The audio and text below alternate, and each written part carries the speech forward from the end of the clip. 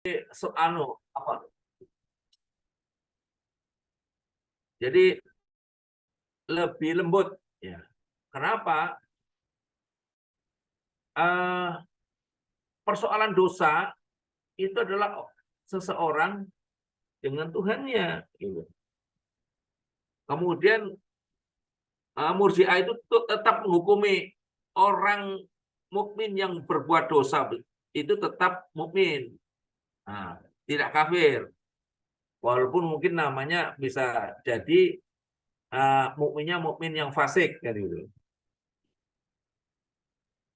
Katanya dia dikatakan permasalahan dosa dilakukan dikembalikan kepada Allah. Nanti karena Allah bisa jadi mengampuni atau tidak, itu urusan Allah, gitu, bukan kita. Nah, kemudian selain itu juga muncullah Mu'tazilah. Nah, aliran Mu'tazilah itu yang berpendapat bahwa orang yang berbuat dosa besar bukan kafir, tetapi bukan pula mukmin, kata dia. Namun mereka terletak di antara dua posisi kafir dan mukmin. Nah, dalam teologi Mu'tazilah yang kita kenal anzilah bainal manzilatain atau tanzilu baina manzilatain. Ya. Jadi posisi di antara dua posisi, tidak kafir, tidak mukmin. Kenapa tidak dikatakan tidak kafir, tidak mukmin? Tidak bisa dikatakan kafir karena dia pernah beriman, kata dia. Tidak bisa dikatakan mukmin karena dia berbuat dosa besar. Katanya begitu, kata Mu'tazilah. Sehingga tidak layak orang yang mukmin yang berbuat dosa besar dikategorikan masih mukmin. Oleh karena itu, ia tetap memposisikan orang mukmin yang berbuat dosa besar itu al-manzilah bainal manzilatain atau tanzilu bainal manzilatain. Ya. Tidak mau mengatakan kafir dan tidak mau mengatakan mukmin, gitu. Jadi tengah-tengah itu. Ya. Tetapi nanti Mu'tazilah itu ada pandangan yang ekstrim karena terlalu rasional, tidak percaya pada qadar, gitu. Jadi nasib seseorang itu tentukan oleh dirinya, gitu. Oke, kemudian nanti ada muncul aliran yang besar, ada Qadariyah. Nah, aliran Qadariyah ini terkenal dengan pemikiran free will dan free act, kebebasan berkehendak dan berbuat. Nah, itu. Ya, karena apa? Qadariyah yang nanti secara garis besar akan diikuti oleh Mu'tazilah pandangannya. Jadi Qadariyah itu berpandangan bahwa orang itu mau berhasil atau tidak berhasil tergantung usahanya manusia itu sendiri, gitu loh. Kalau melarat, oh berarti usahanya kurang kuat, gitu loh. Kalau ingin kaya, harus kerja keras. Gitu. Sebaliknya Jabariyah, kalau aliran Jabariyah ini kebalikan dengan aliran Qadariyah yang menyatakan manusia mempunyai kebebasan berkehendak dan berbuat. Sebaliknya aliran Jabariyah berpandangan manusia adalah tingkah lakunya bertindak atas dasar paksaan dari Allah, katanya. Paham ini selanjutnya terkenal dengan predestination atau fatalism. Nah, menurut aliran Jabariyah, manusia berbuat berkehendak itu sebenarnya hakikatnya adalah perbuatan Tuhan. Ya, artinya manusia itu bagaikan dalang, wayang yang digerakkan oleh dalangnya, gitu. Jadi wayang itu tidak akan bergerak kalau dalangnya tidak memainkan. Itu persis. Karena apa? Totalitas. Perbuatan manusia itu adalah perbuatan Tuhan. Nah, artinya tidak punya daya kekuatan di situ. Berbeda dengan tadi, kalau Qadariyah kan sebaliknya. Manusia punya daya. Yang menentukan daya itu manusia sendiri. Nah, setelah aliran Mu'tazilah yang begitu rasional, begitu juga ada aliran Qadariyah yang menjadi dasar pemikiran Mu'tazilah yang begitu kuat, maka muncullah aliran Asy'ariyah. Asy'ariyah itu diambil dari nama pendirinya yang namanya Abu Hasan Ismail al-Asy'ari gitu.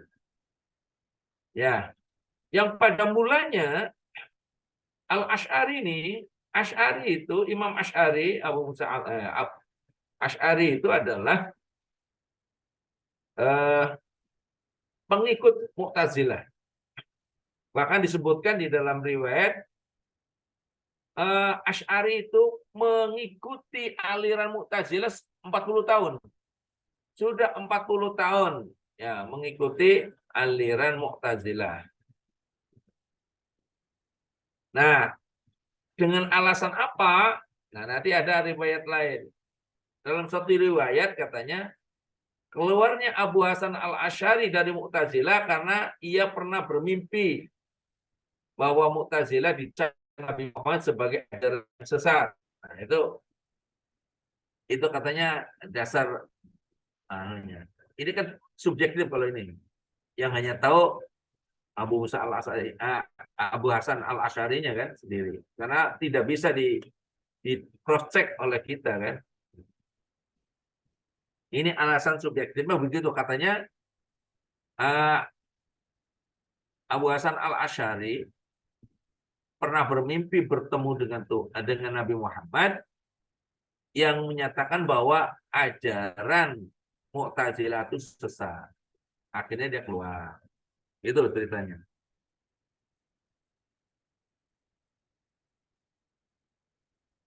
Nah, kemudian muncullah Al-Maturidiyah.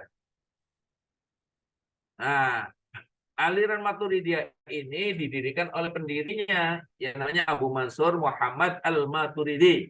Ya.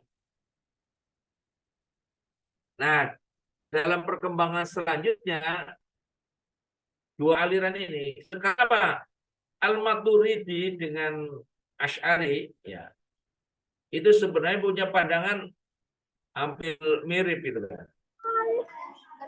Makanya di dalam perkembangan berikutnya Maturidiyah dan Asy'ariyah itu adalah pembentuk aliran baru yang namanya Ahlus Sunnah wal Jamaah. Yang awalnya itu Ahlus Sunnah saja, Ahlus Sunnah.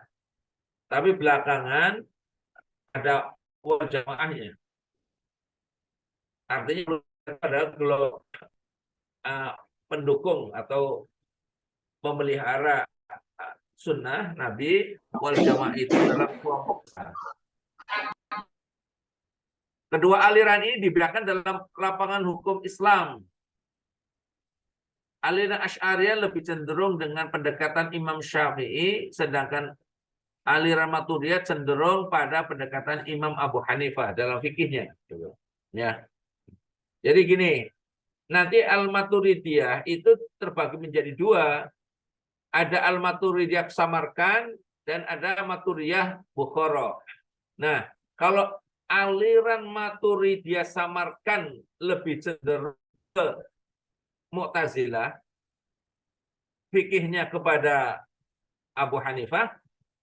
Nanti kalau Bukhara, nah, itu kecenderungan teorinya dekat kepada Asy'ari.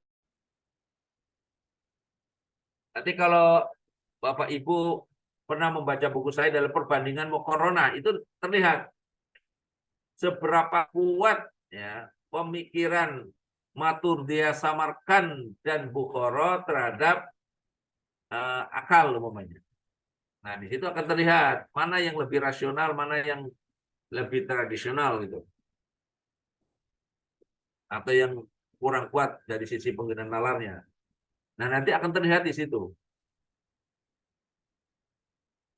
Nah, saya simpulkan di sini. Dari sini dapat disimpulkan bahwa permasalahan yang pertama kali muncul dalam agama Islam adalah bukan permasalahan teologi, namun permasalahan politik. Nah, jelas tadi kan? Dari permasalahan politik lahir persoalan murtakibul kabair, dosa besar atau pelaku dosa besar, yang selanjutnya berdampak besar terhadap pertumbuhan aliran teologi berikutnya. Nanti muncul sampai terakhir itu Ahlussunnah wal Jamaah. Dari pergeseran tersebut, politik ke teologi melahirkan beberapa aliran teologi seperti Khawarij, Murji'ah, Mu'tazilah, Qadariyah, Jabariyah, dan Ahlussunnah wal Jamaah, yang merupakan gabungan dari Asy'ariyah dan Maturidiyah. Nah, di situ saya kira ini pandangan teologi yang sementara ini ya kawan saudara-saudara kita Muslim di Indonesia kan hanya belajar tentang paham Asy'ari saja. Sementara yang lainnya karena dianggap sesat, tidak pernah dipelajari, maka ketika kita belajar di kampus diperkenalkan terlepas dari sesat atau tidaknya, kita supaya tahu dulu. Jangan hanya bisa menghujat, mengatakan sesat, tetapi tidak tahu paham isi dari kandungan ajaran-ajarannya di situ. Nah, di situ saya kira kawan-kawan terkait dengan aliran teologi atau ilmu kalam di dalam Islam. Oke, selanjutnya silakan yang mau berkomentar. Izin Pak dosen. Silakan. Bismillahirrahmanirrahim. Apa yang disampaikan oleh Prof itu memang menjadi apa ya? Kalau bagi kita yang suka historis, secara historis maksudnya suka tareh dan sebagainya, itu kadang ada pernyataan dalam hati kita seperti ini, Prof. Ngopo ndadak ono perselisihan seperti itu. Ada apa sih umat Islam ini ketika mendapatkan sebuah kejayaan, sudah freedom gitu ya, udah merdeka. Kenapa gontok-gontokan tersendiri? Bahkan munculkan apa namanya? Penyakit hati itu, Prof. Ketika yang sesepuh sudah menyatakan Ali dan Muawiyah bin Abu Sufyan tidak menjadi pemimpin, dipasrahkan sikoh kepada umat Islam, tapi sementara Amr bin As malah justru ibaratkan mengkhianati dari golongan sesepuh seperti itu. Sehingga seakan-akan ini golongan yang muda, generasi muda kok malah tidak takzim terhadap yang sesepuh. Ada masalah apa di sini? Seperti itu, Prof. Yang kedua, mungkin ini boleh dijawab Prof atau mungkin teman-teman yang lain, atau mungkin nggak dijawab menjadi bahan renungan kita. Ketika umat Islam sudah mentok, wah kok ono Jabariyah, ono Mu'tazilah, ono Qadariyah, ono ini, ono itu dan sebagainya. Itu kalau kita kerucutkan, Prof, jadikan satu, itu justru menjadi khasanah keilmuan ternyata. Apa yang disampaikan Jabariyah ada betulnya juga. Apa yang disampaikan Qadariyah ada betulnya juga. Apa yang disampaikan Mu'tazilah ada betulnya juga, seperti itu, Prof. Sehingga kita yang sebagai mahasiswa PJJ ini kan seakan-akan dituntut memiliki fikroh atau paradigma cara pandang Islam yang sebetulnya, Islam yang diinginkan Allah, Islam yang diajarkan Rasulullah itu seperti apa. Sehingga kalau saat ini misal seperti saya dan teman-teman yang Jogja itu kan sering, Prof, ketemu orang yang mengaku-ngaku kita adalah ahlu sunnah, tapi kok barometer ahlu sunnah yang dia tampakkan itu bukan barometer ahlu sunnah wal jamaah, tapi justru barometer khawarij, seperti itu, Prof. Sedikit-sedikit salah, itu bid'ah, itu apa, bid'ah kullu bid'atin dhalalah dan sebagainya. Loh, dia mengaku ahlu sunnah, tapi hanya pandangan sedikit perbedaan saja, itu langsung menyalahkan, langsung mengkafirkan, membid'ahkan, seperti itu. Terima kasih, Prof. Wassalamualaikum. Salam. Ya, sebenarnya saya mulai dari jawaban kedua. Nah, yang kedua itu fenomena sekarang ini itu orang menyebutnya ada kelompok Wahabi, ya. Kelompok yang mengikut pada pandangan Abdul Wahab, Muhammad bin Abdul Wahab, ya, yang sejatinya mengikuti Ibnu Taimiyah. Dan sebenarnya Ibnu Taimiyah mengikuti pada Imam Hambal, Ahmad bin Hambal, ya. Tetapi dalam perkembangannya mereka tidak sejalan terus dengan pandangan induknya gitu loh. Ternyata mengembangkan, bahkan sekarang ini kan lebih terkenal dengan Syekh Utsaimin, iya kan? Kemudian apa satunya lagi? Ibnu Utsaimin, Albani. Albani, Al-Albani itu. Makanya hadis hadis ini sudah disahihkan oleh Al-Albani kan gitu. Ya, ya. Ya mereka sebenarnya menyatakan sebagai ahlus sunnah wal jamaah itu dalam rangka cari aman gitu loh. Artinya ya versi, ini versinya dia lah, versi mereka. Nah, ada di kalangan yang lainnya mengaku sesuai dengan versi-versinya. Tetapi yang pada umumnya kalau kita mengikuti pendiri ya, pandangan pendiri Ahlus Sunnah wal Jamaah yaitu Asy'ariyah dan Maturidiyah, ya pandangannya kita tahu bahwa mereka itu tidak segampang kelompok yang sekarang muncul. Ya. Mereka memang betul cenderung kepada Khawarij. Ya, Khawarij tapi ngaku Ahlus Sunnah, ya kan? Ahlus Sunnah wal Jamaah. Ya. Nah, Khawarij kan begitu. Gampang mengatakan kafir, musyrik, halal darahnya, bunuh itu. Orang yang tidak sepaham dengan pandangannya gampang sekali dia menjuluki mereka tuh kafir, musyrik, zalim gitu. Paling rendah zalim, kafir, musyrik. Itu kan term-term yang berat. Kenapa saya katakan berat? Nah, yang namanya musyrik itu kan dosa yang tidak terampuni selagi belum bertaubat itu. Itu kan mengerikan itu. Nah, sementara tadi mereka itu menggali memang Al-Quran hadis. Tetapi di dalam memahaminya, mereka tidak menggunakan ya pandangan-pandangan ulama sama sekali. Memang menyebutkan ulama, tapi ulamanya ulama versi mereka. Yang lain dianggap salah, dan lain sebagainya. Dan bahkan banyak amalan-amalan umat Islam Indonesia itu semuanya bid'ah gitu. Nah, ya tapi hati-hatilah kawan-kawan, kita sudah belajar ilmu kalam, saya kira bisa untuk menjadi penyaring, bisa menjadi alat untuk menilai mana yang lebih lebih stop daripada yang lainnya. Karena di dalam persoalan agama maupun persoalan apa saja kata Nabi kan sebaik-baik perkara kan khairul umuri ausatuha ya kan? Ya, sebaik-baik perkara adalah yang pertengahan lah, tidak terlalu ekstrim.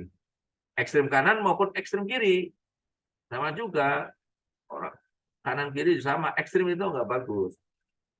Makanya Nabi menyebutkan ausatuha itu pandangan yang lebih soft. Nah, kemudian yang pertama, kenapa umat Islam kok berbeda-beda pandang? Nah, artinya gini, kasus Amr bin Auf dan Abu Musa al-Asy'ari dalam arbitrase itu harus jadi pijakan kita, atau paling tidak harus jadi pelajaran bagi kita bahwa dari dulu yang namanya orang kalau berbicara tentang agama tetapi dibawa pada ranah politik, ya nanti egoisme yang muncul, ada egoisme yang benar aku, yang lainnya salah.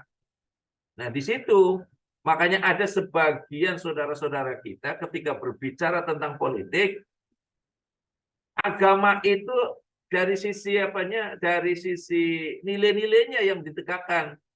Nggak usah nama-namanya lah, ngapain? Namanya partai Islam, tapi kelakuannya tidak Islam, gimana? Nah, yang rugikan Islamnya, bukan apa-apa. Islamnya yang dirugikan. Karena apa? Ya, nama statut di situ untuk embel-embel nama partai, tetapi kemudian perilaku atau substansi perilaku-perilaku para anggotanya tidak menunjukkan nilai-nilai Islami gitu. Maka kenapa dulu Amin Rais, Gus Dur tidak mau membuat partai agama tapi nasionalisme religius? Nah, itu karena apa? Pengalaman-pengalaman masa lalu bangsa Indonesia dengan partai-partai yang langsung menamakan diri sebagai partai Islam, ternyata menunjukkan apa ya? Di situ friksi-friksi di kalangan umat Islamnya sendiri gitu loh. Ada yang pro kontra. Nah, karena yang diusung tidak lagi semangat nilai-nilai Islaminya, tapi akhirnya untung tidak. Ya. Apalagi kalau sekarang lihat mana bagianku, aku ke bagian apa, gitu kan? Ya, politik praktisnya kan begitu.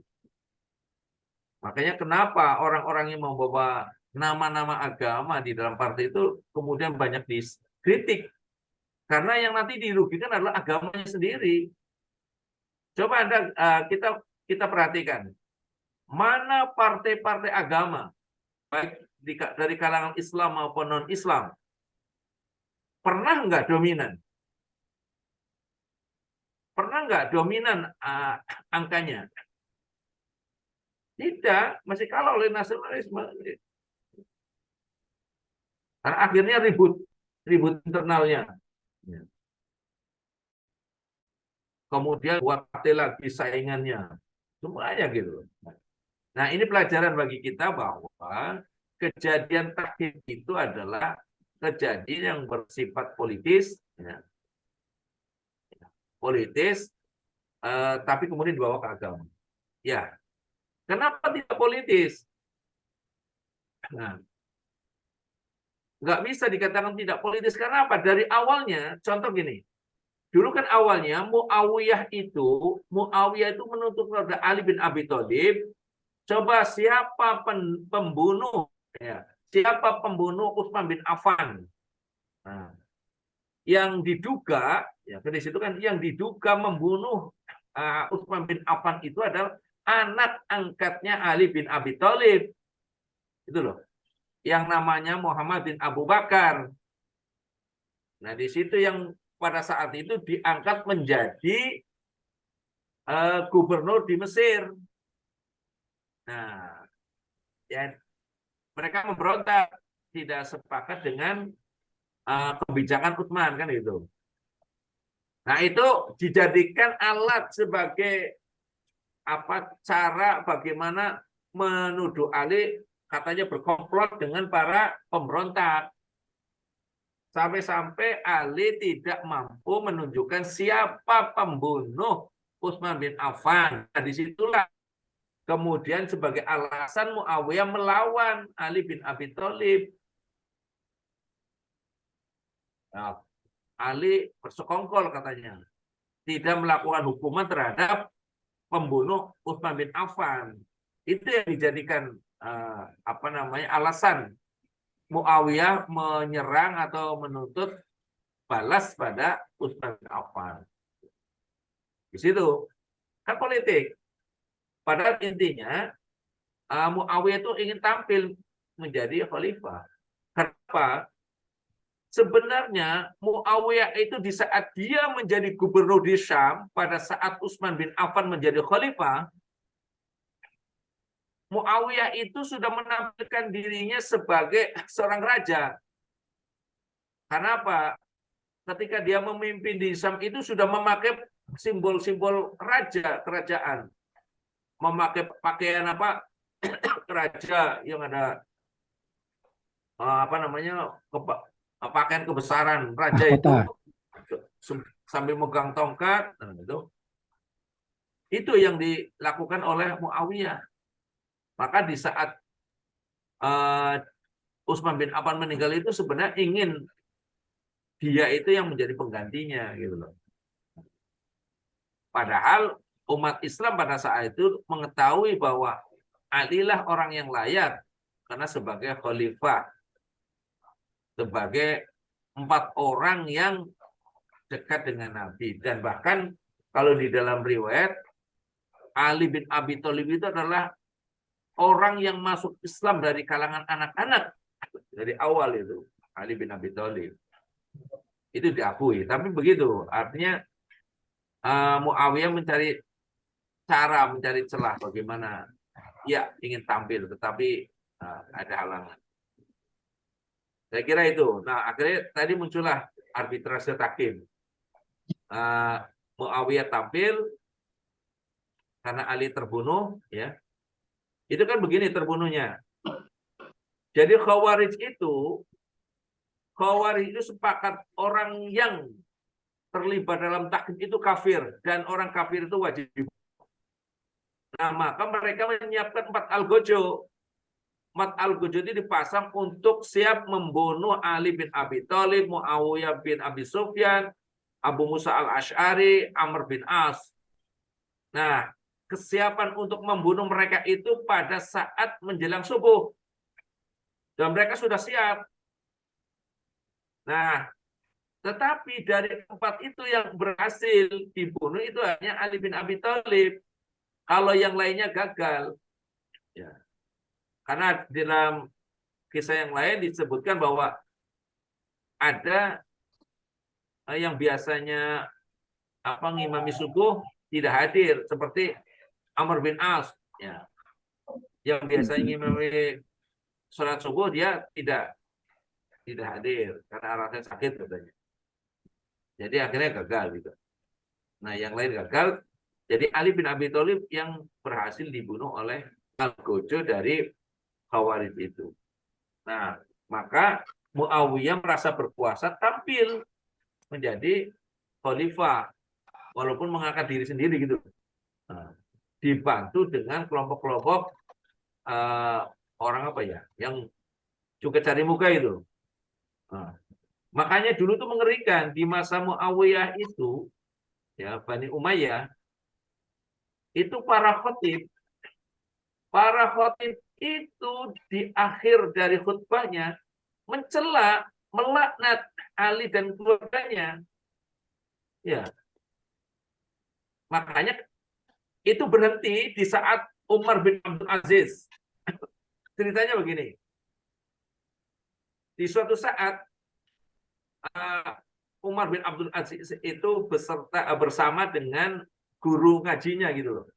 Artinya guru spiritualnya. Nah, pada saat itu Umar bin Abdul Aziz mencela Ali dan keluarganya. Kemudian Umar bin Abdul Aziz itu melihat wajah gurunya itu tidak suka. Akhirnya bertanya, kenapa engkau tampaknya tidak suka ketika saya melaknat Ali dan keluarganya? Ya tentu, kata si gurunya bilang, tentu saya sangat tidak setuju, sangat tidak sepaham. Kenapa? Ali itu orang soleh. Ali itu sahabat Nabi yang dekat. Ali itu adalah menantunya Nabi. Ali itu adalah panglima perang. Orang yang suka membawa bendera umat Islam di saat peperangan. Ya, itu dulu Jadi lagian kan juga panglima perang yang kuat. Banyak tampil di dalam medan perang. Bagaimana? Tapi Ibu belum ada, belum keluar. Beliau dan keluarganya.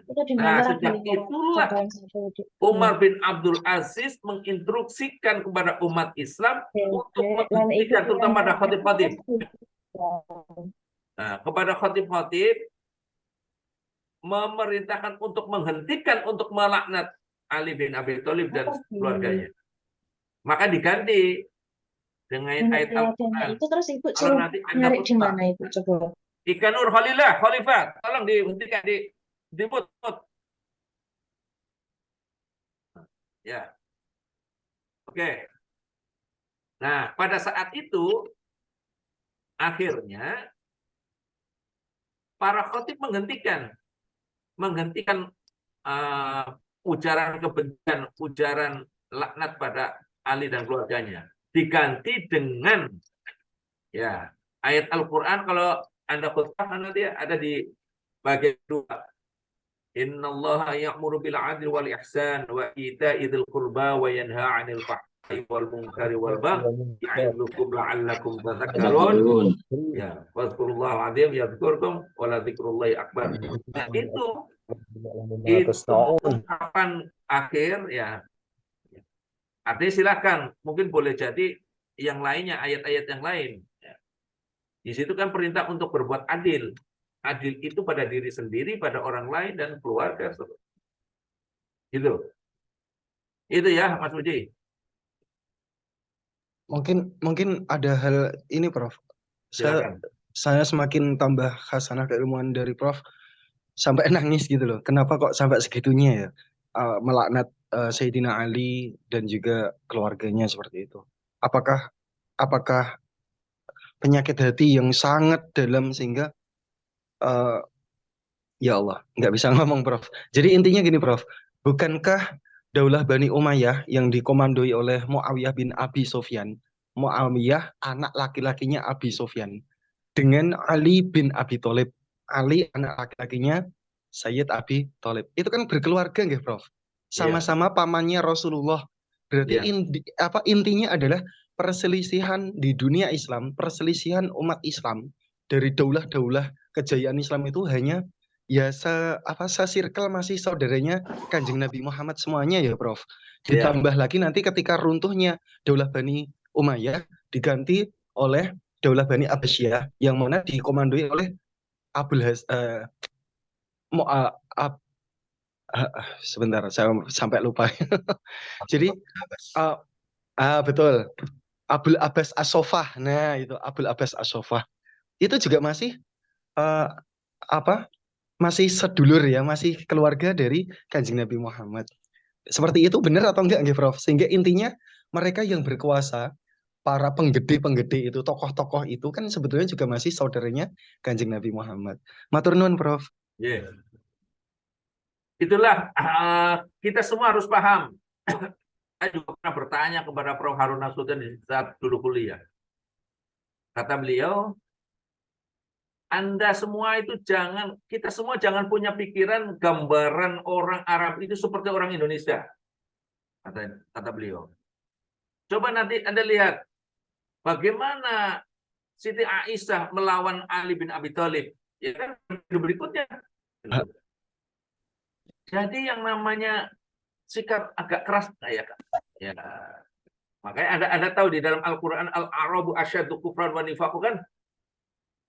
Ya, artinya kita juga diberitahu oleh Allah di situ bahwa karakter asli pakai surat asli gitu loh. Ya, asli memang keras. Orang Arab itu lembut itu setelah di bawah Nabi Muhammad. Coba kita perhatikan nih dalam sejarah. Dalam sejarah kita lihat sebelum Nabi Muhammad. Sebelum Nabi Muhammad, dulu orang Arab itu terbagi menjadi klan-klan. Ada bani-bani gitu kan. Dulu yang namanya Bani Hashim itu berseteru dengan Bani Umayyah, dengan bani-bani lain. Ya, karena persaingan. Persaingan apa? Bani Hashim itu dulu pernah punya tugas yaitu memelihara Mekah, memelihara Ka'bah dan air Zam-Zam di situ. Nah, sementara Bani Umayyah itu punya tugas untuk menjalankan tentang roda ekonomi. Makanya jangan salah, orang-orang Bani Umayyah itu rata-rata kaya. Kalau dulunya mengelola pasar, mengelola yang sifat ekonomi itu adalah Bani Umayyah. Ya. Nah, itu perseteruan. Jadi gengsi kedudukan memelihara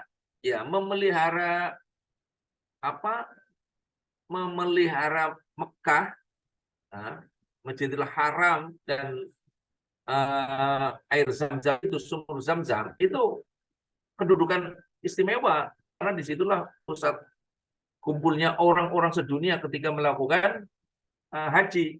Jadi yang namanya haji itu umrah itu sudah dari dulu sebelum Islam datang sudah ada. Islam itu memperbaiki tata cara ibadahnya saja.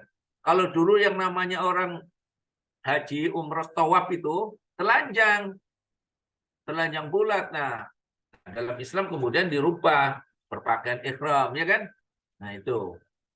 Nah jadi dulu persaingan yang namanya uh, Bani Umayyah dan Bani Hashim itu bersaudara. Umayyah dulu kan Hashim. Hashim itu dulu dari klan Nabi Muhammad. Ya. Kemudian dari klannya Bani Umayyah itu ada namanya Abu Syam. Itu persaingan dulu. Nah, jadi pra-Islam, klan-klan itu atau bani-bani itu saling bertumbuh, saling persaingan keras. Nah, umat atau orang Arab menjadi damai itu dengan kehadiran Nabi Muhammad SAW. Karena Nabi Muhammad itu mencontohkan akhlak yang baik, mengajak damai dengan siapapun, orang yang berdamai, sehingga suasana itu menjadi cair gitu loh. Ya, beliau memberikan contoh yang baik. Orang percaya pada beliau, makanya beliau dijuluki Al-Amin. Itu istilah, wah, itu julukan istimewa itu, Pak. Ya. Karena orang yang seiman dan tidak seiman itu percaya kepada perilaku Nabi, itu. Ya, Nabi Muhammad itu. Nah, itu damai. Ya. Damai pada masa Nabi, tapi nanti pasca Nabi kita tahu. Jadi Ali bin Abi Thalib dan Muawiyah itu ya lanjutan. Paham? Jadi lanjutan perseteruan dari pra-Islam itu loh. Jadi kembali kepada watak aslinya. Ya. Jadi di situ memang Nabi Muhammad itu sebagai rahmah, yang membawa rahmah bagi orang-orang Arab dan umat Islam dunia gitu loh. Ya. Nah, di situ kalau belajar sejarahnya begitu. Kalau kita lihat ternyata ya perseteruan itu ternyata tidak hanya pasca Nabi, tapi pra-Nabi Muhammad itu juga sudah terjadi perseteruan antar klan, antar bani, antar kelompok. Itu, Pak. Nah, pasca Nabi muncul lagi kembali. Sampai ya coba Anda pernah baca bagaimana proses peralihan dari Bani Umayyah ke Bani Abbasiyah? Anda tahu? Itu yang namanya ada suatu peristiwa di mana Bani Abbasiyah itu pernah, Raja Abbasiyah, ya, pernah mengumpulkan orang keturunan Bani Umayyah ya untuk pesta, untuk apa namanya, ya silaturahmi lah. Dibuat semacam forum pertemuan. Di dalam pertemuan itu dihabisi. Ini Bani Umayyah itu dihabisi oleh Bani Abbasiyah pada saat itu. Nah, kemudian ada seorang yang selamat. Itulah yang namanya Abdurrahman Ad-Dakhil yang lari ke Spanyol. Kemudian dia mendirikan Bani Umayyah di barat. Itu loh maksudnya ya. Jadi ternyata, wah begitu juga ya. Artinya tidak heran kalau orang berbicara politik itu tidak kenal saudara, tidak kenal adik, tidak kenal kakak ya. Jadi bisa tega, si raja tega lah. Gitu. Beda dengan ya kalau kita berbicara agama kan orang welas asih. Ya. Melihat kasih sayang muncul di situ, tapi kalau politik enggak. Coba saja lihat anak dengan bapak juga bisa bertengkar, bisa beda ya. Apalagi saudara. Gitu. Karena orang dalam politik itu apa keuntungan bagiku? Ya. Aku dulu. Aku baru yang lain nanti capreti gitu loh. Gitu. Ya. Saya kira itu ya Mas Uji. Izin bertanya, Pak. Ya, silakan. Dari Abdul Wahid Jepara, Jawa Tengah. Oke, monggo. Di dalam aliran Islam dalam aliran Islam itu banyak sekali, diantaranya ada Syiah, Mu'tazilah, Jabariyah, Ahlussunnah wal Jamaah dan lain sebagainya. Yang kami tanyakan, aliran Islam apa saja yang ada di Indonesia pada saat ini? Terima kasih, Pak. Ya, Mas Wahid, kalau kita melihat fenomena yang ada, yang jelas pertama Ahlussunnah wal Jamaah itu dominan. Ya. Nanti dalam Ya. bentuk organisasi macam-macam, ada yang mereka ngaku kami adalah Ahlussunnah wal Jamaah. Ya. Di situ ada NU, ada Muhammadiyah, ada Persis, ada lainnya, itu semuanya ngaku Ahlussunnah wal Jamaah. Ya. Kalau disebut yang lainnya nggak mau. Wah, Mu'tazilah nggak mau. Khawarij apalagi nggak mau juga. Nah, kemudian sekarang ini juga ada fenomena baru. Nah, fenomena baru umpamanya Syiah. Syiah sebenarnya ada, cuman Syiah itu gerakannya kan ada taqiyah. Tidak muncul kalau belum kuat. Ada sebenarnya. Di Indonesia itu ada. Syiah itu ada. Cuman mereka gerakannya ya secara pas semua masih sembunyi-sembunyi lah. Kan di dalam ajaran Syiah itu adanya namanya ajaran taqiyah. Taqiyah itu tidak menampakkan identitas dirinya sebelum kuat. Itu dibenarkan menurut ajaran mereka. Kemudian orang yang mengaku ahlus sunnah wal jamaah, tapi tadi yang disebut dengan orang lain menyebutnya Wahabi. Ya. Orang yang mengikuti ajaran Muhammad bin Abdul Wahab yang dari Arab Saudi, yang berasal dari Najd gitu, Najd ya, Najd. Nah, itu mengajarkan pola-pola pemahaman Islam seperti Khawarij. Tapi mereka kalau dituduh Khawarij tidak mau. Kenapa? Mereka itu mengatakan, oh kami bukan Salafi. Nah, kami Ahlus Sunnah, gitu, Sunni, gitu loh.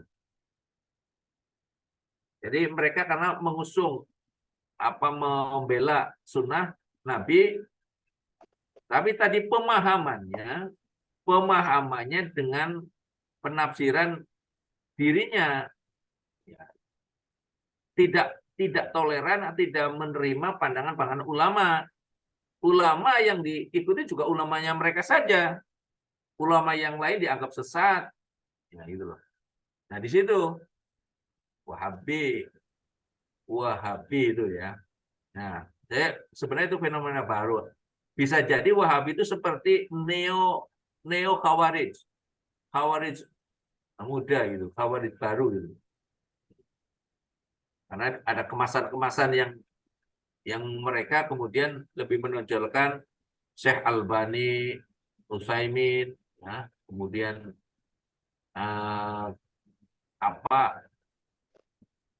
guru-guru mereka yang seperti ulama-ulama yang dipegang kitabnya, nah, dan mereka itu tidak mau menggunakan pandangan ulama lain. Kalau ulama lain dianggap nggak penting, alasannya kurang kuat itu. Lucu, kalau saya perhatikan tuh, ya katanya Al-Quran hadis, tapi kalau melihat penjelasannya, ya Al-Albani kan orang juga. Gitu. Nah itu. Nah, bahkan kalau kita amati juga, Pak, di Indonesia tuh Yahudi juga ada. Cuman apa? Orang Yahudi di Indonesia itu tidak menampakkan diri. Bahkan kalau tulisan di KTP bisa jadi Islam. Gitu loh. Karena saya pernah tahu ada orang Yahudi yang diwawancarai oleh Habib sahabat Ja'far Al-Haddad itu. Itu orang Yahudi di Indonesia, keturunan Yahudi. Di KTP-nya Islam, ya ikut mayoritas itu. Ya sebenarnya di kita tuh banyak. Artinya ajaran-ajaran Islam di Indonesia artinya dari segi paham, ya paham teologinya seperti Mu'tazilah umpamanya. Mungkin Mu'tazilahnya secara pola tidak ada, tetapi pemikirannya boleh jadi ada. Ya. Ada.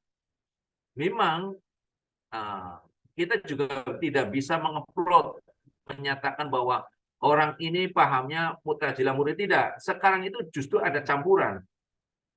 Karena seperti yang tadi dikatakan bahwa di Khawarij atau di Murji'ah atau di Qadariyah Jabariyah juga ada nilai kebenarannya, walaupun tidak semuanya gitu. Contohnya di Qadariyah dari sisi nilai positifnya mungkin ada. Karena apa? Seperti orang supaya bergairah dalam hidup, ya, orang Qadariyah itu mengatakan bahwa orang kalau pengen kaya, pengen kuat, ya harus usaha, kerja sendiri. Tapi kalau sebaliknya orang tidak mau berusaha, tidak kerja keras, ya jangan berharap ingin kaya gitu. Karena mereka tidak meyakini takdir gitu. Karena dalam keyakinan mereka nilai rasionalitas itu lebih tinggi dibandingkan yang lain. Bahkan ketika ada ayat-ayat yang dipandang tidak rasional, ya ditafsir ulang, di apa istilahnya ditakwil gitu, jadi gitu. Ya. Saya kira itu ya, Pak Wahid. Terima kasih Pak jawabannya Pak. Semoga bermanfaat. Monggo, monggo. Yeah. Bertanya Pak. Monggo, monggo.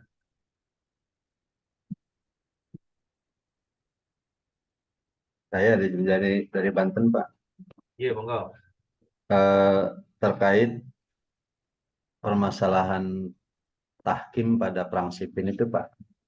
Jadi kalau tadi saya lihat dan dengar mengenai paparan Bapak mengenai pandangan sejarah, itu kita bisa memvonis bahwa yang salah di situ adalah Muawiyah gitu ya Pak. Namun sejauh ini yang dari sumber atau referensi yang saya baca di antara sumber kitab karangan Syekh Ibrahim Al-Laqani, bahwa dikatakan semua umat Islam yang mati atau meninggal dalam peristiwa tahkim di perang Siffin itu adalah syuhada. Artinya atas dasar apa gitu kan, sehingga dihukumi orang yang meninggal pada perang Siffin itu, pada peristiwa arbitrase itu dikatakan syuhada. Yang artinya syuhada itu kan berarti mau mati syahid ya Pak ya. Iya. Terus pertanyaannya, apa penyebab mendasar secara hukum sehingga mereka dikatakan meninggalnya adalah mati syahid?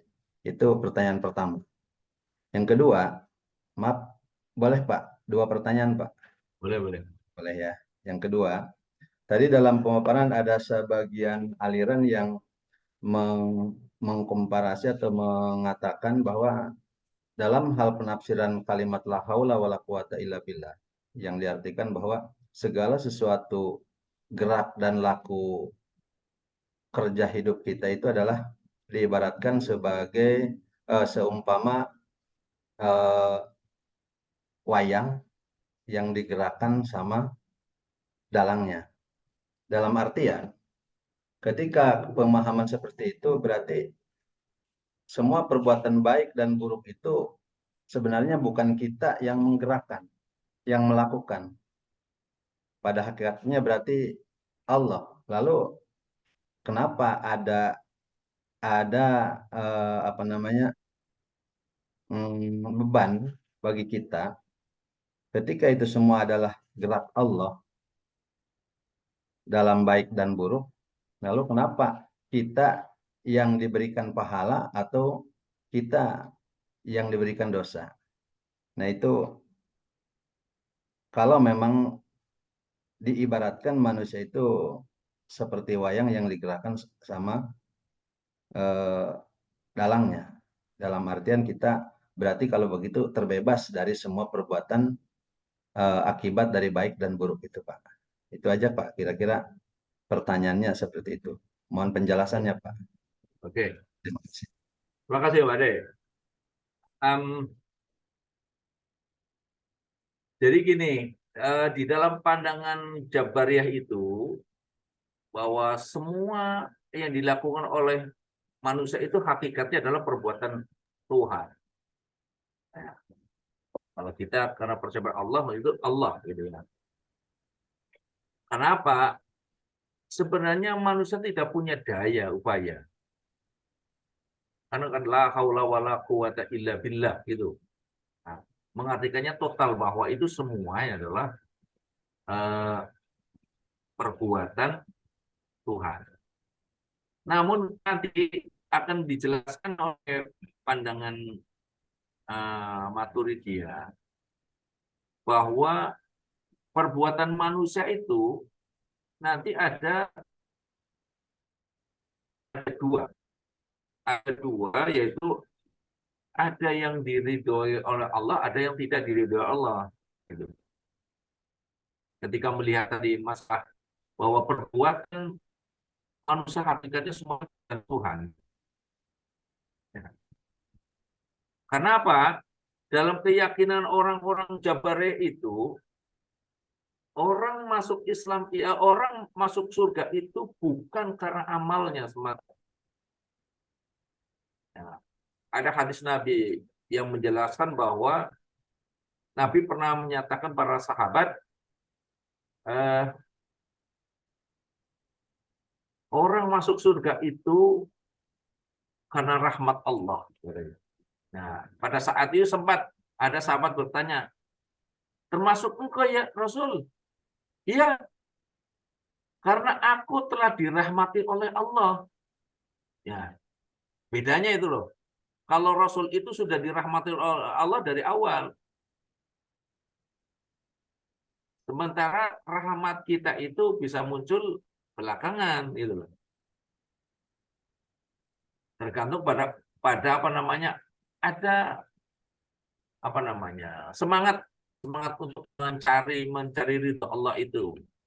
Artinya ketika kita beramal melakukan ibadah itu bukan karena dengan ibadah itu kita masuk surga, tetapi kita beribadah dalam rangka mencari ridho Allah, mencari rahmat Allah, supaya ya dengan rahmat itulah kita akan masuk ke surga. Begitu. Nah, artinya apa namanya? Amalan itu bukan satu-satunya untuk mengantarkan kita ke surga, tapi itu dalam rangka untuk mencari ridho Allah. Karena Allah memerintahkan kepada kita untuk tunduk. Iyyaka na'budu wa iyyaka nasta'in, itu loh. Dalam pemahaman mereka. Makanya nanti kalau Anda baca di dalam apa? Di dalam Al-Hikam itu ya. Ada kaidah pertama apa namanya? Min alamatil i'timadi, ya. Kan gitu. Min alamatil i'timadi 'alal amal nuqsanul Ya. raja'il. Min alamatil i'timadi 'alal amal nuqsanul apa? Roja Ya, nuqsanul inda roja wujudiz zalal. wa wujudil zalal, ya kan? Nah, itu. Jadi intinya di situ orang kalau menyadarkan dirinya pada amal, bahwa amal itu akan membawa kita pada kebahagiaan, membawa kepada keselamatan, itu sebenarnya akan mengurangi sikap ya tawaduk kita, harapan kita kepada Allah gitu. Karena sudah merasa dengan pedenya bahwa dengan amalnya akan menjadikan dia masuk surga selamat. Dan bahkan di dalam kitab Nasrul Ibad itu pernah diriwayatkan ada begini. Dulu ada seorang alim soleh ahli ibadah yang hidupnya di daerah dataran tinggi, yang di situ diberi kecukupan untuk makan atau kebutuhan hidupnya. Umur dia itu 500 tahun. Selama 500 tahun tuh dia tuh beribadah betul, beribadah kepada Allah. Nah, kemudian di saat akan masuk surga, itu dalam riwayat itu, kamu masuk surga itu karena apa? Oh, karena amalku. Nah, kemudian Allah memerintahkan para malaikat, silakan itu ditimbang amal dia selama 500 tahun dengan nikmat yang kuberikan kepada dia. Nah, baru ditimbang dengan nikmat napas. Ternyata pahala ibadah yang 500 tahun ibadah itu ternyata belum apa-apanya dibandingkan dengan nikmat napas saja. Belum nanti nikmat telinga, nikmat mata, gitu. Nah, baru ngeper dia. Akhirnya kata Allah perintahkan kepada malaikat seret dia ke neraka. Nah, ampun-ampunan, dia ampun-ampunan, minta ampun. Nah, taubatan nasuha. Nah, kemudian diterima taubatnya, maka masuk ke surga. Nah, sebelum masuk surga ditanya, ya fulan, engkau masuk surga itu karena apa? Ya, karena rahmatmu. Nah, oleh karena itu, ya dimasukkan surga tadi, karena mengakui bahwa karena rahmat Allah lah, dia masuk surga. Artinya di situ memang, kalau melihat beberapa riwayat, Jabariyah juga punya dasar yang kuat. Begitu juga nanti ketika orang berbicara Qadariyah juga memang ada dari sisi pemahaman, walaupun mungkin bisa jadi pemahamannya kurang tepat. Seperti ayat gini, innallaha la yughayyiru ma biqaumin hatta yughayyiru ma bi anfusihim.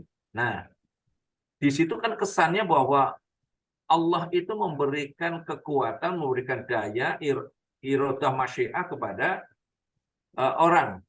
Nah, tetapi padahal nanti kalau dibaca ayat itu sampai akhir, tapi ujung-ujungnya nanti, ya itu nanti kehendak Allah. Artinya kembali bahwa kekuatan itu hakikatnya berasal dari Allah itu.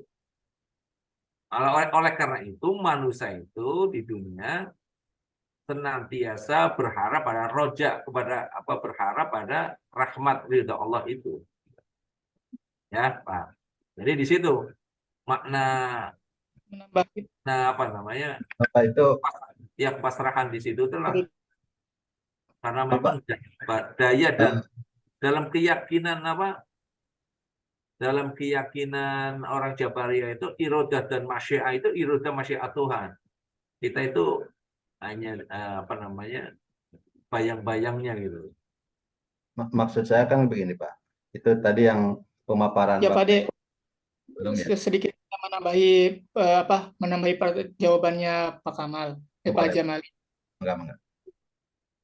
Yang tendensinya orang yang di Siffin itu perang antara Abu Sofyan dan Sayyidina Ali. Kenapa kok semuanya dikatakan syahid gitu ya? Tendensinya kan Nabi Muhammad itu pernah bersabda, ashabi kan nujum, biaikum iktadahikum. Jadi semua saya itu seperti bintang-bintang yang ada di langit. Kepada siapapun kamu ikut, kamu akan mendapatkan petunjuk. Nah, dari situ Sayyidina Muawiyah dan Sayyidina Ali itu punya ijtihadnya masing-masing. Nah, mengapa mereka matinya ijtihad? Karena mereka mempunyai ijtihadnya masing-masing. Apabila salah, dapat satu. Apabila benar, nah, mereka yang mati syahid, walaupun di situ Abu Sufyan itu dikatakan kelompok yang salah, mereka tetap dapat ijtihad dari ijtihadnya mereka. Dan dari ranah kita menanggapi sahabat-sahabat yang berbeda pendapat itu, kita seharusnya sebagai orang muslim, sebagai umatnya Nabi di zaman sekarang menanggapannya itu dengan husnudon. Bahwa mereka itu mempunyai ijtihadnya masing-masing. Seperti perang Siffin, seperti perang Jamal. Perang Jamal itu perang yang dilakukan oleh Sayyidina Ali dan juga Sayyidina Aisyah. Yang mana Sayyidina Aisyah ingin supaya tahkim itu supaya ditegakkan, tetapi Sayyidina Ali untuk memundurkan. Nah, itu kan mereka mempunyai ijtihadnya masing-masing. Tetapi setelah perang itu selesai, Sayyidina Ali dan Sayyidina Aisyah aku lagi. Bahkan Sayyidina Ali yang menang di dalam perang tersebut menggendong Siti Aisyah dan juga mengobati Siti Aisyah yang terluka. Itu artinya bahwa itu murni karena ijtihadnya. Ya. Itu murni karena ijtihad, bukan karena yang sendiri. Yang saya tanyakan bukan masalah ijtihadnya, kita paham bahwa itu memang hasil ijtihad, tapi yang saya tanyakan itu produk ijtihadnya itu tentang apa? Itu maksud saya. Produknya itu apa? Itu kan ijtihadnya kan resepnya. Artinya yang diijtihadkan itu apa produknya? Itu maksud saya. Nah, yang diijtihadkan itu apakah yang pantas menjadi khalifah. Jadi sehingga mereka memutuskan untuk perang, yang produk ijtihadnya apa sehingga jadi dasar mereka untuk perang itu. Produk ijtihadnya itu adalah yang pantas untuk menjadikan khalifah golongan yang Muawiyah itu yang Muawiyah yang membela Ali, yang pantas menjadi khalifah, yang membela ya Ali. Nah, itu ijtihad mereka masih, karena kita tidak tahu kondisi di dalam apa namanya keadaan seperti itu seperti apa. Apakah Sayyidina Ali itu memang pantas apa namanya menurut golongan Muawiyah ya, menurut golongan Muawiyah, apakah Sayyidina Ali itu pantas untuk menjadi khalifah? Sedangkan Sayyidina Ali itu orangnya yang sangat-sangat sabar, yang sangat-sangat apa namanya tawadu. Kalau di dalam apa namanya dalam banyak karangan lah. Sayyidina di golongan Ali itu mengatakan Ali, Nabi pernah mengatakan ana Madinah ilmi wa. Nah, dari tendensi itu ya golongan Ali bertendensi Ali pantas untuk menjadi khalifah. Karena apa? Sayyidina Ali itu orang yang sangat dekat dengan Nabi. Bahkan Sayyidina Ali apa namanya? Cucunya ya apa? Sayyidina itu termasuk siapa ya? Cucu Nabi, Pak, bukan. Ponakan. Cucunya Ponakan. keponakan Nabi. Itulah lebih dekat kepada Nabi. Maka golongan Ali dapat yang pantas untuk menjadi khalifah, yang diistihadinya itu yang menjadi khalifahnya. Siapakah yang menjadi khalifah? Jadi misalnya begini, misalnya begini, maksud saya itu kesimpulan dari produk ijtihadnya adalah mereka dua-duanya mengklaim kepantasan atau kelayakan untuk jadi khalifah, ya kan? Nah, itu dari dua klaim itu atas dasar apa mereka mengklaim untuk kepantasan pribadi untuk menjadi khalifah? Nah, itu dasar hukumnya apa masing-masing itu? Nah, itu kan sampai saat ini saya belum bisa mengeksplor tentang hal itu. Jadi sehingga mereka mengklaim pantas bagi mereka masing-masing antara Muawiyah dan Sayyidina Ali untuk jadi khalifah, itu dasar hukumnya apa? Jadi dari ijtihad. Sementara kalau kita lihat untuk Ali itu ada dua legitimasi untuk kepantasan. Pertama, Ali itu memang jalur nasabnya sangat dekat dan memang secara garis keturunan adalah menantu Nabi. Yang kedua, memang tadi yang akan katakan ada hadis bahwa ana madinatul ilmi wa Ali babuha gitu kan. Itu suatu dalil yang melegitimasi atas kepantasan bahwa Ali itu sebagai khalifah. Kemudian dari kubu Muawiyah itu dasarnya apa gitu kan, sehingga mengklaim bahwa Muawiyah pantas jadi khalifah. Nah, itu yang kita pertanyakan sampai saat ini. Nah, kalau dari kubu ya, itu memang kita sadari Muawiyah itu pas waktu itu dalam sejarah itu Muawiyah itu sangat pantas menjadi apa namanya, kalau kita itu seperti Jokowi lah, kita tahulah apa namanya kerjanya Jokowi seperti apa. Seperti itu, bisa memimpin negara dan juga bisa memimpin agama. Nah, itu sudah diakui di semua golongan masyarakat. Seperti itu. Makanya golongan Muawiyah itu melihat kinerjanya Muawiyah itu memang sangat bagus. Bahkan apa namanya bisa mengislamkan negara-negara yang di luar Mekah. Oke, ya saya tambah ini. Mas Ade gini ya. Ya, Pak. Jadi ketika mereka berijtihad, ya, istihadnya tidak model kita sekarang ini yang sudah disusun dengan satu kerangka berpikir oleh ulama usul fiqh, ya.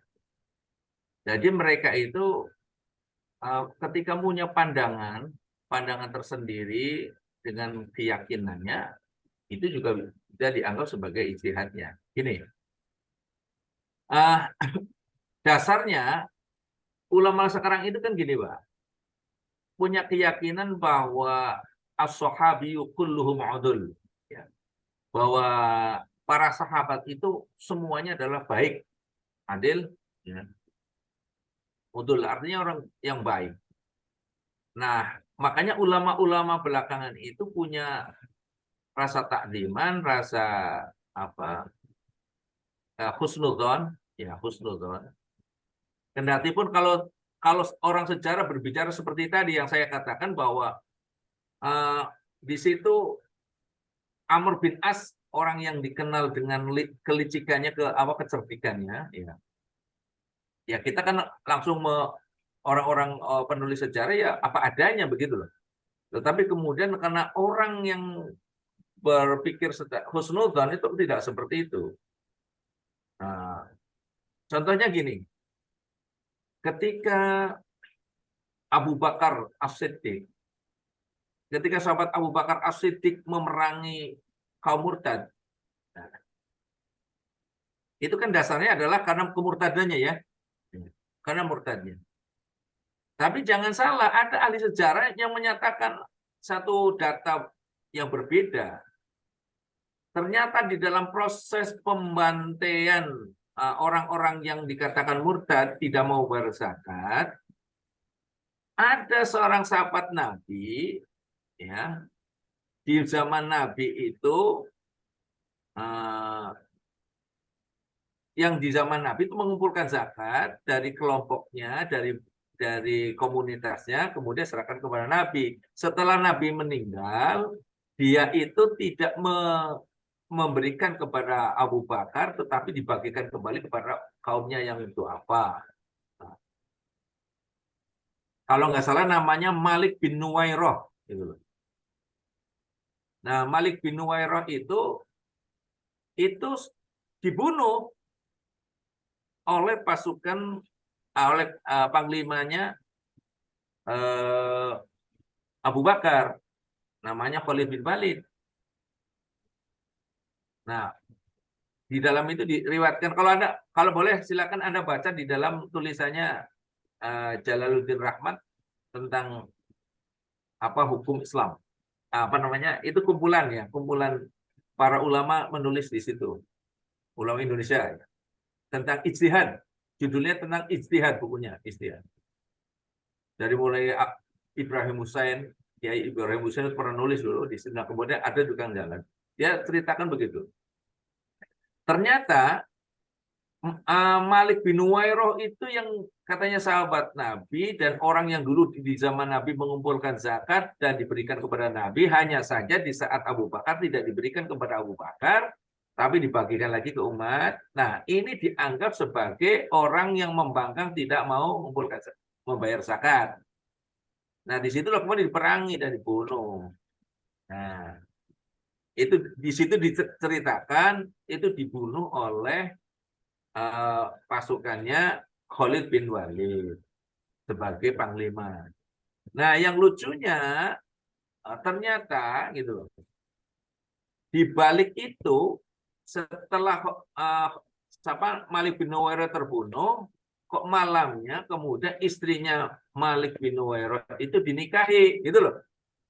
Itu saya juga agak tanda tanya besar itu, kok gitu. Tapi itu terjadi katanya. Nah, akhirnya di situ bertanya, sebenarnya di situ murni apakah semangatnya semangat karena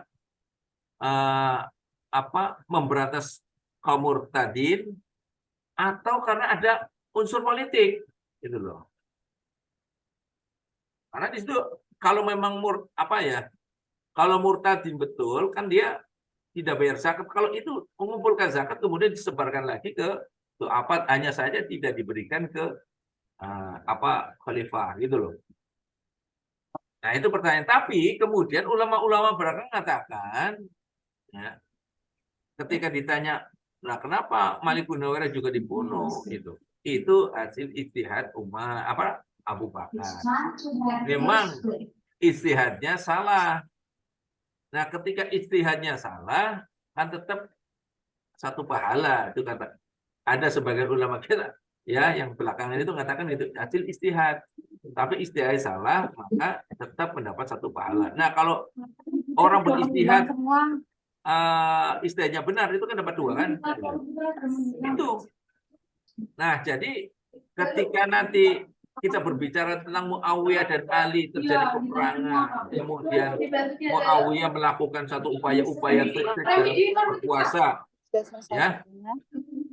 Nah, itu juga dianggap sebagai ijtihad. Hanya saja istihad Muawiyah salah, tapi dia tetap mendapat satu pahala. Itu dasar ulama belakangan menyatakan bahwa itu kesalahan dalam istihad saja, gitu. Karena masih wilayah istihad. Itu sebenarnya kalau saya tangkap memang ada Rahilatus Sa'diyah, tolong di-mute.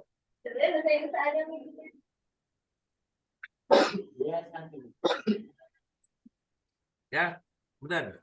Nah,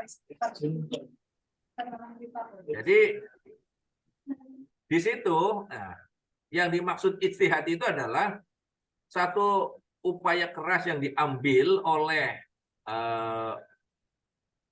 sahabat pada saat itu untuk mengambil satu langkah, suatu tindakan, ya, walaupun ya di situ dinyatakan ijtihadnya salah, gitu. Gitu, Mas Ade, ya. Ya, Pak. Baik, Pak, lanjut, Pak. Takut yang teman-teman boleh dilanjut. Boleh. Dilanjut, maksudnya. Kalau ada teman yang bertanya. Silakan. Ada yang lain? Assalamualaikum, izin bertanya, Pak. Silakan, monggo. Waalaikumsalam warahmatullahi wabarakatuh. Assalamualaikum warahmatullahi wabarakatuh. Saya Bayi Astriana, kelas A39. Nah, yang ingin saya tanyakan di sini, nah, seperti yang kita ketahui, aliran-aliran yang ada di Indonesia, bahkan di dunia, itu banyak sekali ya, Pak, yang sudah tadi yang dijelaskan sama teman saya, Pak Abdul Wahid. Nah, yang ingin saya tanyakan, apakah pengikut aliran Syiah itu digolongkan kafir atau gimana, Pak? Karena seperti yang saya baca, pemahaman mereka itu bisa dikatakan melenceng, bisa dikatakan keluar dari agama Islam. Bagaimana, Pak, tanggapan Bapak? Apakah mereka itu tetap mukmin atau sudah keluar atau bisa dikatakan kafir, Pak? Gini. Mungkin hanya itu, Pak, jawabannya. Oke. Ya. Ya. Gini, Bu Baik. Di dalam aliran Syiah itu ada yang dikatakan Syiah yang dalam pengertian tidak terlalu ekstrim. Ada yang ekstrim. Ya, yang sering saya baca itu yang ekstrim, Pak. Ya, kalau ekstrim ya sudah dianggap sesat karena sudah itu yang makanya kita tidak jangan terlalu mudah mengkafirkan orang, menuduh orang lain keluar. Jangan sampai begini, kita menuduh mereka kafir, nah ternyata tidak kafir gitu loh. Ya. Kecuali kalau memang nyata-nyata kafir. Nah, contohnya gini, di dalam paham Syiah itu ada menyatakan bahwa sebenarnya malaikat Jibril itu salah alamat memberikan wahyu yang semestinya kepada Ali bukan kepada Muhammad itu. Nah, itu ada namanya kelompok Syiah Gulat, Syiah ekstrim. Tetapi ada yang tidak ekstrim.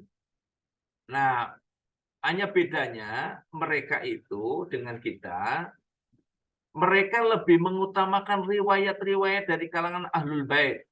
Lebih mengedepankan Ahlul Bait daripada sahabat yang lain. Syiah itu gitu. Artinya Syiah yang tidak ekstrim ya. Karena seperti sekarang ini Syiah yang di Iran itu juga yang tidak ekstrim dengan orang-orang Sunni, dengan orang non-Muslim juga biasa saja damai, bahkan di situ non-Muslim juga hidup, yang Sunni juga hidup. Artinya tidak semua ya Syiah itu ekstrim. Nah, yang sekarang ini seperti yang di Iran itu kan Syiah Ithna Asyariyah yang 12 imam. Yang lainnya nanti ada Islah Zaidiyah, ada Syiah Sam'iyah yang 7 imam. Nah, mereka bedanya dengan kita diantaranya adalah tadi terkait dengan masalah penghargaan terhadap Ali dan keturunannya, Ali, Fatimah dan keturunannya gitu loh. Nah, beda dengan kita. Kalau kita kan semua sahabat ya dihargai semua. Dalam pengertian apresiasi kepada para sahabat kita itu ya seluruhnya. Baik dari keturunan Sayyidina Ali dan Siti Fatimah maupun yang lainnya.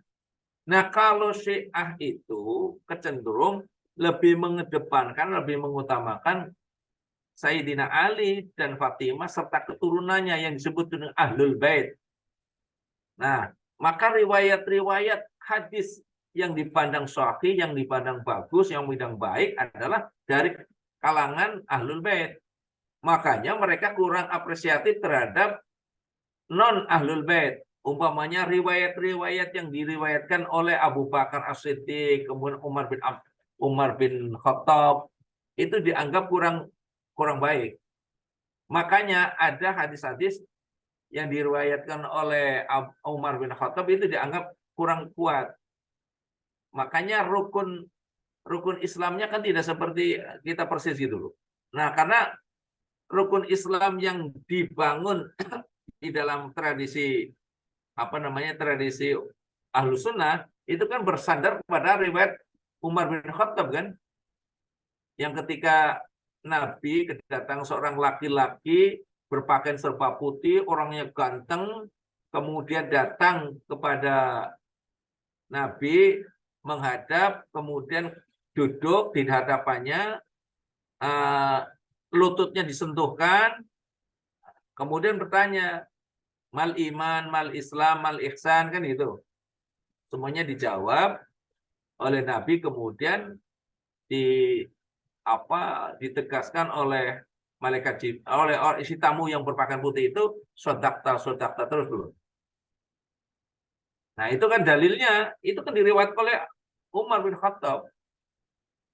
Nah, kalau Syiah tidak, karena tidak mengikuti hadis itu, karena hadis itu diriwayatkan oleh Umar bin Khattab. Nah, mereka di dalam keyakinan masalah imam, Abu Bakar dan Umar itu dianggap sebagai imam mafdul. Nah, dalam keyakinan mereka, imam itu ada dua, ada imam afdol dan ada imam mafdul. Nah, imam afdol itu ya dari kalangan Ahlul Bait, keturunan Ali, Siti Fatimah, dan seterusnya. Nah, kalau imam mafdul, imam yang diunggulkan, ya, itu adalah suatu kondisi di mana belum ada imam afdol, maka imam mafdul itu boleh tampil sebagai pemimpin atau sebagai imam.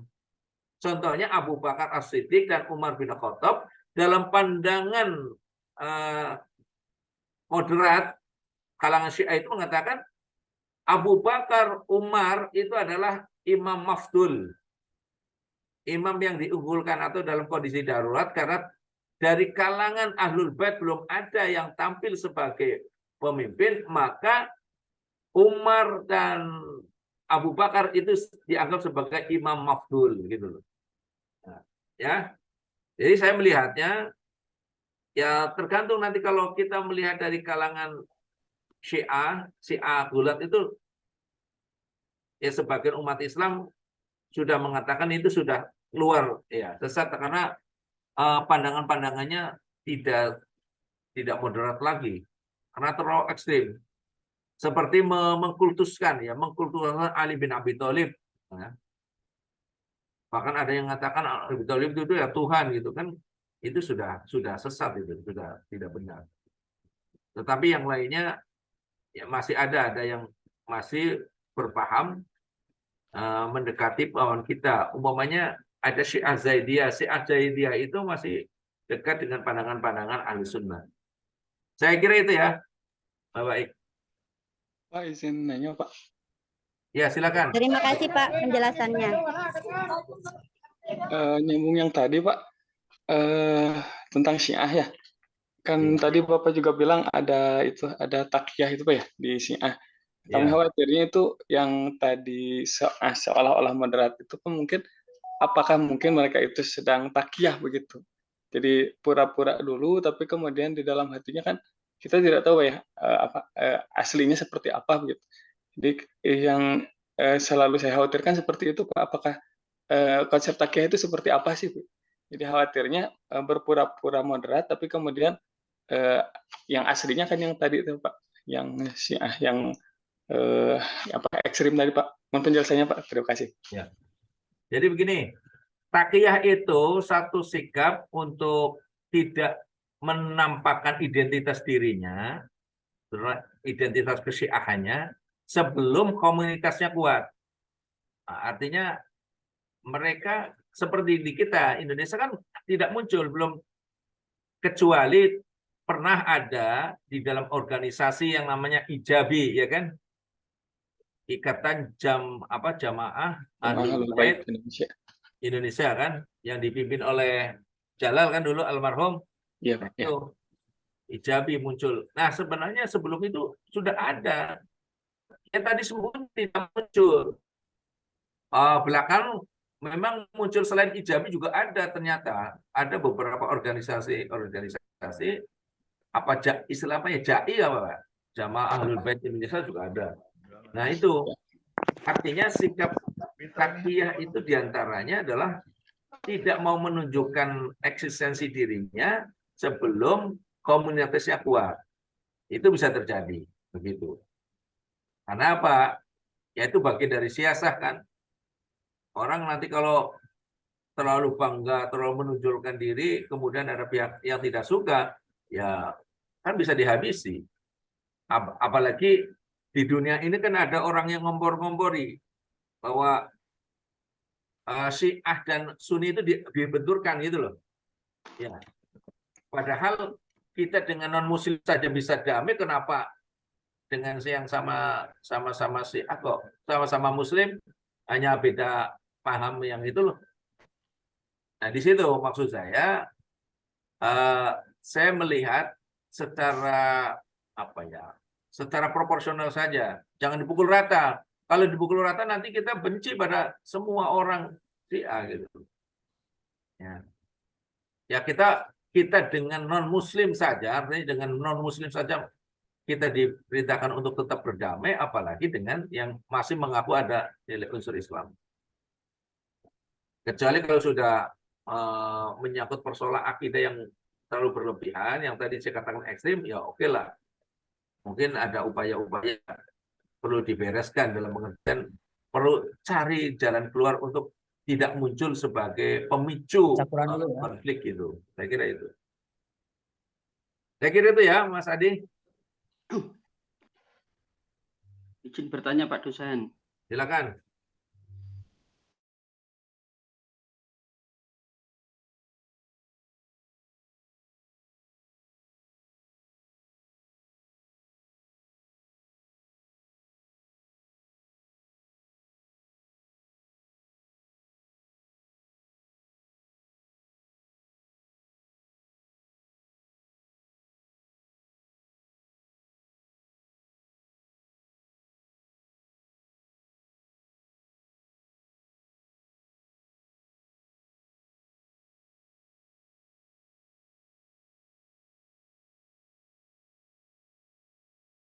Kampus itu kan ada juga orang yang datang umpamanya dari Iran, ada juga orang kitanya yang sudah, tapi nggak menunjukkan kesiahannya, biasa kami berbicara tentang budaya, berbicara tentang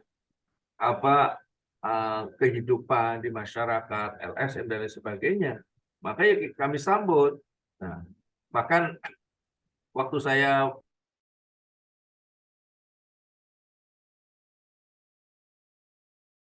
di perpustakaan Pak Sarjana. Nah, mereka membantu dari sisi literatur, ada ada CD yang terkait dengan masalah budaya, informasi tentang Iran dan sebagainya, silakan gitu. Kemudian ada hasil-hasil penelitian tentang kajian tentang Syiah dan lain sebagainya. Biarkan orang atau melihat seperti apa gitu. Dan nyatanya sekarang ini banyak juga dosen-dosen kami yang berkunjung ke sana, dari sana kunjung ke sini, artinya lihat seperti apa, apakah terjadi seperti yang digambarkan oleh orang-orang di kita. Nah, nanti orang akan lihat sendiri gitu loh. Dan keinginan mereka begitu, saling tukar dalam pengertian kita supaya jangan suudzon gitu loh. Lihat kenyataannya seperti apa. Kebetulan kemarin juga ada teman saya berkunjung ke sana karena udah dapat undangan, dan sampai di sana sakit 5 hari. Itu diurus total oleh mereka, oleh Mustafa University, pengelola Universitas Mustafa. 5 hari total free, mereka yang nanggung apa-apa gitu. Nah, begitu juga berkunjung ke perguruan tinggi yang ada di sana. Diajak, diantarkan, dia seperti apa, biarkan supaya tahu sendiri. Dan memang di sana juga ada ternyata komunitas Sunni juga ada di sana. Artinya tidak dihabisi, tidak dalam pengertian karena di sana mayoritas Syiah kemudian dihabisi, tidak. Ada komunitas Sunni itu ada berkembang, dibiarkan gitu. Dan aslinya tuh Iran dulu juga Sunni itu kuat, tapi terjadi persaingan seperti itulah. Apalagi dengan revolusi Islam Irannya menang, nah maka Syiah lebih kuat. Ya, saya kira itu, Pak. Terima kasih Pak dosen jawabannya. Oke, sekarang sudah jam 10:07 ya. Masih ada? Iya. Mas Ridwan, apa mau?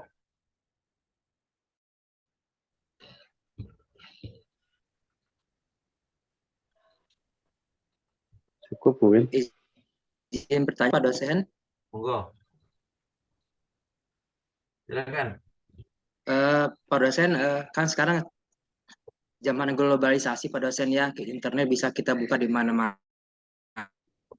Kita ini bawa kan banyak sekali tausiah atau ceramah-ceramah di internet segala macam, supaya kita tahu nih Pak dosen bahwa ulama ini alirannya apa, bagaimana Pak dosen, apakah ada literaturnya, referensinya bahwa ulama-ulama sekarang ini yang ke Wahabi atau yang ke Sunni itu apakah ada Pak dosen? Terima kasih Pak dosen. Ya, jadi sebenarnya gini, untuk melihat seperti apa materi yang dibawa oleh para penceramah di medsos. Nah, biasanya gini, kalau ada penceramah yang diawali dengan kullu bid'atin dolalah wa kullu dolalatin finnar, itu jelas lah Wahabi. Yang kemudian nanti ureanya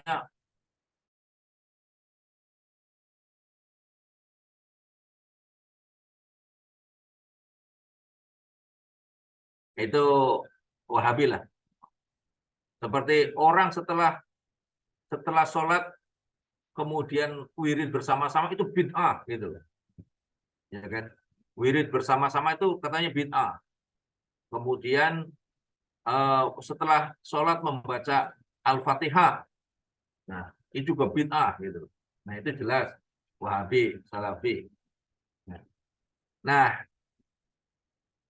untuk membedakan antara Sunni Syi'i itu biasanya memang agak lembut ya. Biasanya di dalam ceramah-ceramah dari kalangan orang-orang Sunni itu, orang Syi'i itu, ya memang bersolawat itu hampir mirip dengan model-model orang NU gitu. Ya, bersolawat. Kemudian biasanya orang-orang Syi'i itu akan mengutip dari Ahlul Bait. Itu rujuk kalau hadisnya dari Ahlul Bait.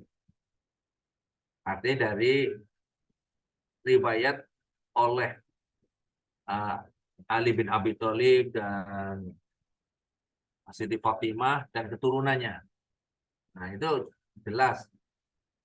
Itu namanya, kalau ada menyebutkan imam, umpamanya imam, Shadid, imam, nah, itu biasanya Syi'i itu. Ya. Nah, kalau dari kalangan yang umum kan biasanya riwayatnya umum. Dari siapa? Dari Anas, dari Abu Hurairah, dari nah, itu biasanya di kalangan Ahlussunnah wal Jamaah yang umum. Dan bahkan sekarang itu kalau kenapa orang di kalangan NU itu ada Ahlussunnah wal Jamaah An-Nahdiyah, itu sebenarnya kan untuk membedakan diri dengan tadi yang kelompok Wahabi itu. Karena mereka juga mengaku Ahlussunnah wal Jamaah. Tapi untuk membedakan itu. Tapi ada juga yang katanya oh tidak bermadhab gitu. Ya, macam-macam. Tapi pada kenyataannya tetap aja mengikuti ulama safa gitu. Nah, itu intinya itu sajalah. Tapi kalau gini, untuk lebih santunya, kita mengambil sikap para penceramah yang lebih moderat lah daripada yang tadi gampang-gampang memudahkan orang, mengkafirkan orang, memusyrikan orang, kemudian masuk neraka dan sebagainya itu. Karena itu ini enggak damai lah di dalam dakwah Islam kita. Kalau model-model seperti itu, akhirnya kan kita tetap akan berbenturan di antara kita. Ngapain? Kalau kita harus berbenturan. Sementara dai-dai yang sudah ada kan sudah banyak yang santun, menyampaikan dengan cara baik, dengan cara yang bisa diterima oleh semua kalangan. Memang ada juga orang yang tidak suka dengan ada humor gitu loh. Nah, sebenarnya kan humor itu bagian dari intermezzo untuk membuat suasana lebih cair gitu kan. Nah, itu kan manhaj, itu bisa dikatakan metode lah, metode penyampaian di dalam dakwah. Ya, variasi. Tapi ada juga yang orang kan kalau ngaji ya lurus aja, nggak ada senyum, nggak ada apa. Oh. Karena takut pada neraka Allah kayaknya.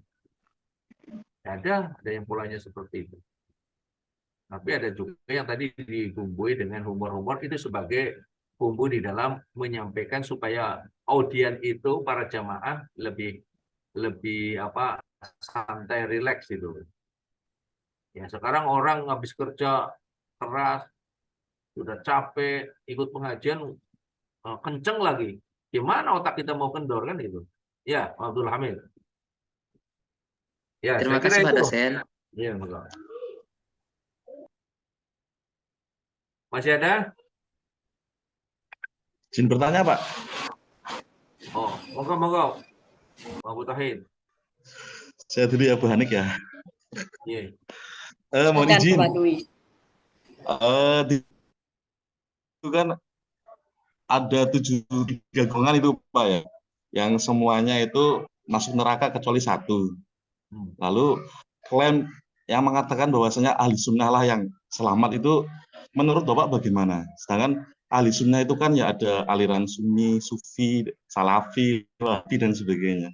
Jadi pendapat Bapak bagaimana yang mengatakan 73 golongan, kalau orang Yahudi 71, orang Nasrani 72, sedangkan orang Islam 73 golongan. Di antaranya tadi ada Khawarij, Syiah dan sebagainya. Jadi klaim yang mengatakan ahli sunnah wal jamaah yang paling selamat itu bagaimana Pak menurut pendapat Prof? Terima kasih Pak. Ya, oke. Baik Pak Wahid. Orang mengklaim kan boleh-boleh saja, silakan aja mengklaim itu. Nah, artinya gini Pak. Ketika klaiman itu standar dengan apa yang dirujuk oleh Nabi, apa yang dikatakan oleh Nabi itu kan, itu yang dianggap mendekati kebenaran. Kenapa?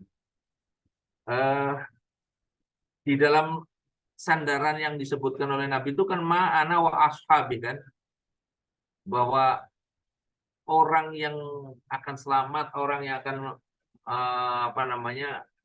mendapatkan kebahagiaan itu adalah saya, ma'ana, jadi orang-orang yang bersamaku dan para sahabat. Artinya apa yang telah dicontohkan oleh Nabi dan dicontohkan oleh para sahabat. Mana wa ashabi. Ya. Di situ. Artinya orang yang mengaku Ahlus Sunnah wal Jamaah. Nah, sudah sesuai enggak dengan apa yang dicontohkan oleh Nabi dan para sahabat. Tapi tadi tentunya kita jangan saklek memahami teks itu benar menurut diri kita sendiri tanpa mempertimbangkan korina-korina, mempertimbangkan pemahaman-pemahaman lain yang didasarkan pada ya kaidah-kaidah yang ada gitu. Nah, makanya jangan mengatakan selain pemahaman ini salah. Nah, itu yang klaim kebenarannya yang terlalu berlebihan. Seperti halnya orang menganggap benar agamanya masing-masing dalam klaim kebenaran itu kan sebenarnya dilakukan oleh orang secara sadar bahwa agama yang kita anut itu agama yang benar menurut keyakinan kita. Tetapi kemudian jangan dilanjutkan. Agama orang lain, agama yang lain tidak benar. Nah, itu yang memunculkan sikap permusuhan nantinya gitu. Makanya di dalam ilmu perbandingan agama, di saat kita membandingkan nilai-nilai ajaran agama itu, memang klaim kebenaran itu dibolehkan, tapi hanya pada ya diri kita. Kemudian jangan menghabisi yang lain gitu loh. Ya, di dalam klaim kebenaran itu kan saya sebagai muslim Islamlah yang terbaik. Sebagai orang Nasrani, mereka juga akan mengklaim Nasrani lah yang terbaik. Sebagai orang Yahudi mengatakan Yahudi lah yang terbaik. Silakan. Tapi jangan dilanjutkan tadi. Selain Islam masuk neraka, sesat dan lain sebagainya. Itu yang akan memunculkan masalah di dalam kehidupan. Ya. Karena kita menyadari bahwa masuk surga itu urusan Allah, bukan urusan kita. Ya, tadi di diskusi awal kan, di pembicaraan awal bahwa orang Islam masuk surga itu bukan karena semata-mata amalnya. Amalnya itu dalam rangka kita merayu Allah, memohon kepada Allah supaya Allah itu ridho dengan perbuatan kita, ridho dengan amal kita, ridho dan memberi rahmat kepada kita. Sehingga kita diantarkan dengan rahmatnya masuk ke surga gitu loh. Ya, makanya orang-orang sufi itu kan mengatakan ya kita jangan menyandarkan amal itu, menyandarkan kebahagiaan, menyandarkan keselamatan kita semata-mata pada amal gitu. Amal itu sebagai arah atau sebagai cara kita mendekat pada Allah supaya kita mendapatkan ridho dan rahmatnya gitu. Gitu ya. Jadi jaminan, makanya kalau ada orang pasti masuk surga, sombong kali. Ya kan? Sombong kali. Namanya surga siapa gitu. Ya seperti ada ungkapan begini. Man qala fi akhirih ya. La ilaha illallah dakhalal jannah gitu.